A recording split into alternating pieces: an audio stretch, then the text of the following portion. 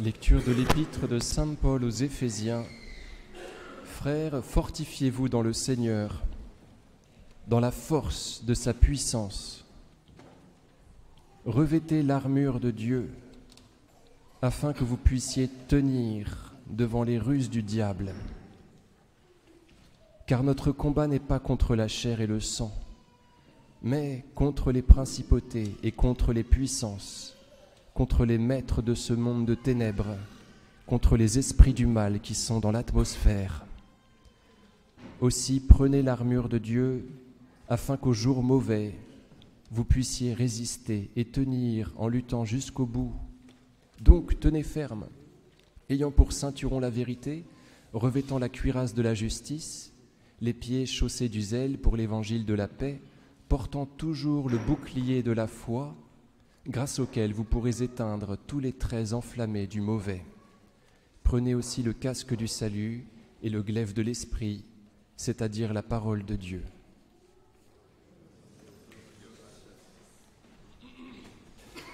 Au nom du Père et du Fils et du Saint-Esprit, ainsi soit-il. Frères, fortifiez-vous dans le Seigneur, dans la force de sa puissance. Revêtez l'armure de Dieu afin que vous puissiez tenir devant les ruses du diable, car notre combat n'est pas contre la chair et le sang, mais contre les principautés et contre les puissances, contre les maîtres de ce monde de ténèbres. Saint Paul nous enseigne que nous avons à lutter surtout contre le diable, non pas contre la chair et le sang, non pas contre nos frères humains, mais contre le diable. C'est avec lui, nous devons en prendre acte, que nous avons maille à partir, et non pas avec nos semblables, et non pas avec notre conjoint. Celui qui nous fait souffrir, ce n'est pas notre frère, c'est le diable, par l'intermédiaire de notre frère, mais c'est avant tout le diable. Ce n'est pas contre la chair et le sang que nous avons à combattre, mais contre les maîtres de ce monde de ténèbres.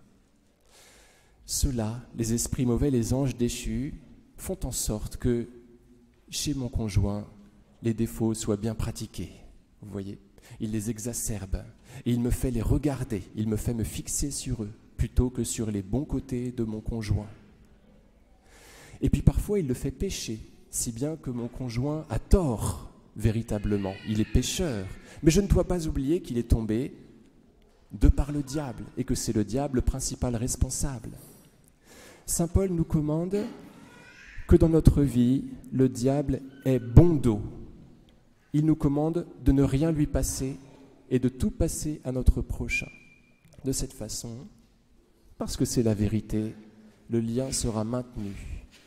Par ailleurs, à un autre endroit, Saint Paul nous commande de bien vouloir travailler au lien de la paix. Et il nous commande donc d'interpréter tout ce qu'on peut subir, si vous voulez, comme mal qui nous vient du diable et non pas de notre frère. Cela ne nous empêche pas d'être prudents, et il faut l'être.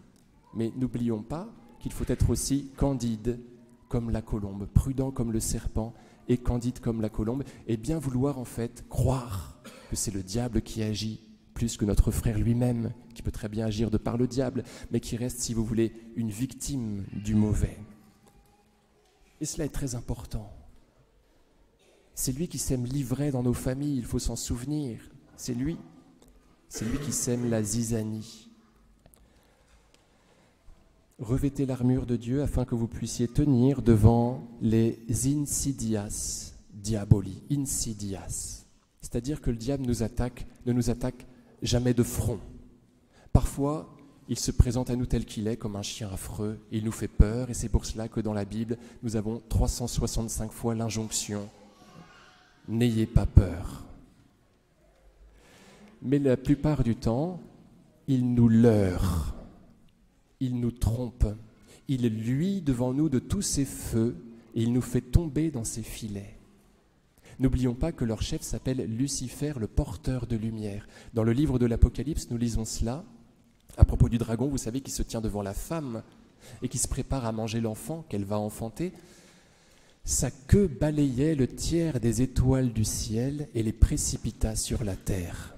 Autrement dit, les anges déchus, qui sont un tiers des anges, sont appelés des étoiles. Sa queue balayait le tiers des étoiles du ciel et les précipita sur la terre. Autrement dit, les anges déchus sont brillants. Ils sont des petits Lucifères, si vous voulez, des petits porteurs de lumière qui nous attaquent, non pas de front, mais en nous trompant. Ils nous attaquent de biais. Ils sont insidieux, vous voyez. Alors pour pouvoir gagner contre eux, il nous faut nous revêtir de Dieu et prendre le ceinturon de la vérité. Bien souvent, nous avons l'intention de biaiser avec elle. Quand il faut nous défendre, vous voyez, contre notre frère qui peut nous intenter procès, nous avons la tentation de cacher une partie de la vérité. Le Seigneur nous demande de bien vouloir être candide, de bien vouloir être comme les enfants, si nous voulons pouvoir profiter de sa protection. Car le Seigneur se penche surtout vers eux. Alors dans la guerre, soyons véritiers. Revêtant la cuirasse de la justice, c'est la même chose. Les pieds chaussés du zèle pour l'évangile de la paix. Quand nous sommes attaqués chez nous, par toutes sortes de tentations, le Seigneur nous commande l'extraversion. Il nous dit « Occupe-toi de mes affaires, dont la principale est l'évangélisation, et moi je m'occuperai de tes affaires, je m'occuperai de te défendre, de te libérer de l'ennemi. » Les pieds chaussés pour l'évangile de la paix, portant toujours le scutum fidei, portant toujours le bouclier de la foi, grâce auquel vous pourrez éteindre tous les traits enflammés du mauvais. Donc c'est la plus forte des armes, qui est une arme défensive, c'est le bouclier de la foi. Les exorcistes enseignent qu'on peut tous pratiquer cet auto-exorcisme qui consiste en un simple acte de foi.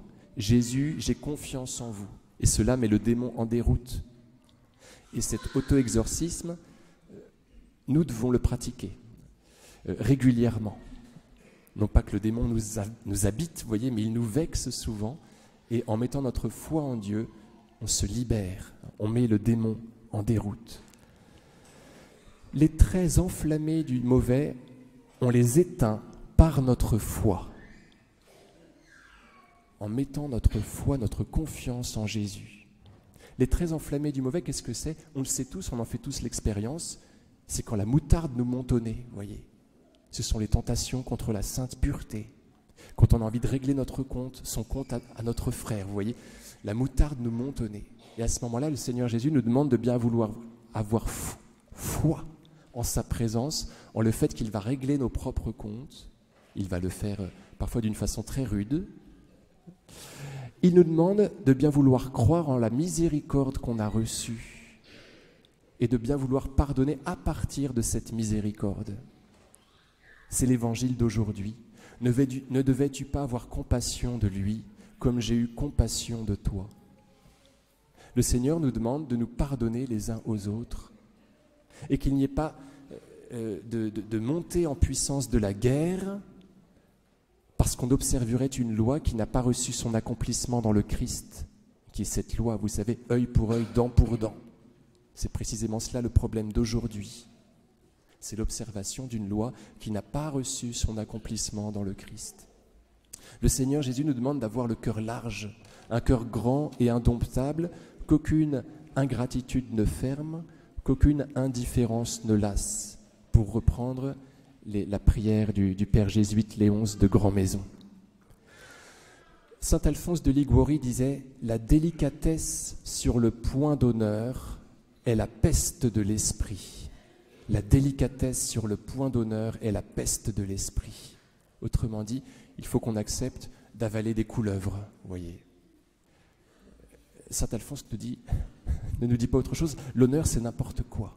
Voyez, quoi, l'honneur auquel vous pensez, c'est n'importe quoi. Le véritable honneur, c'est d'appartenir au Christ et d'observer ses commandements. C'est ça. Sinon, la délicatesse sur le point d'honneur est la peste de l'esprit. Donc, ayons le cœur large, et on ne pourra l'avoir que si on considère la largeur du cœur de Jésus en notre faveur. Ne devais-tu pas avoir compassion de lui comme j'ai eu compassion de toi? Il y a des offenses très fortes qu'on ne pourra pardonner que de par Dieu. Et qu'on ne pourra pardonner qu'au soir de notre vie parfois. Jésus nous commande de nous réfugier en lui, de nous carapassonner en lui, et c'est à l'intérieur de lui qu'on va pouvoir faire ce travail. Et c'est lui qui va le faire pour nous, ce travail du pardon. Mais pour la paix du monde, il faut vraiment qu'on joue à ce jeu-là. Et cela se passe, vous voyez, dans nos vies. On est acteur de la paix du monde dans notre relationnel petit, si vous voulez. C'est comme cela qu'on fait progresser la paix. Au nom du Père et du Fils et du Saint-Esprit, ainsi soit-il.